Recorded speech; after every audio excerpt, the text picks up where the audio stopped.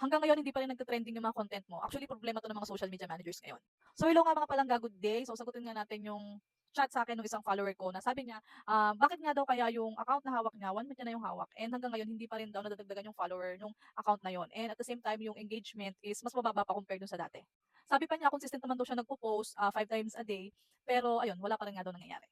So, sabi ko sa kanya, yung 1 month is not enough para i-grow mo yung social media account nung isang client mo or nung page na yon. Marami kasing kailangan i-consider para mag-boom yung social media 'no. Kailangan na, gumawa ka muna ng strategy, magkaroon ka ng, research, competitor research dun sa mga ka-same industry nung client mo. Search mo yung mga effective na mga creatives, copy na ginagamit nila and apply it on your own. As a social media manager kasi hindi kasi ibig sabihin na kapag consistent ka nag-post 5 times a day is magwo-work na yung kaagad. Kailangan mo rin kasi mag-isip ng content na magbibigay ng value dun sa page or dun sa account ng client mo. Hindi kasi puwede na basta content lang and then yung viewers mo or yung followers na existing nung account na yun is hindi naman nakaka-relate dun sa mga content na pino-post mo.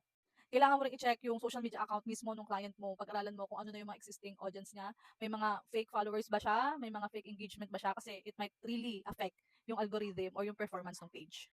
So ayun, as a social media manager walang instant na agad-agad magfo-follow yung mga tao sa mga content natin. So kailangan talaga natin mag-isip ng content na may value na kung saan, mag-interact sila doon and always silang ma-attract na laging i-visit yung page ng client. So ayun, walang instant, pero kailangan mong mag-strategize. Ayun lang, bye-bye.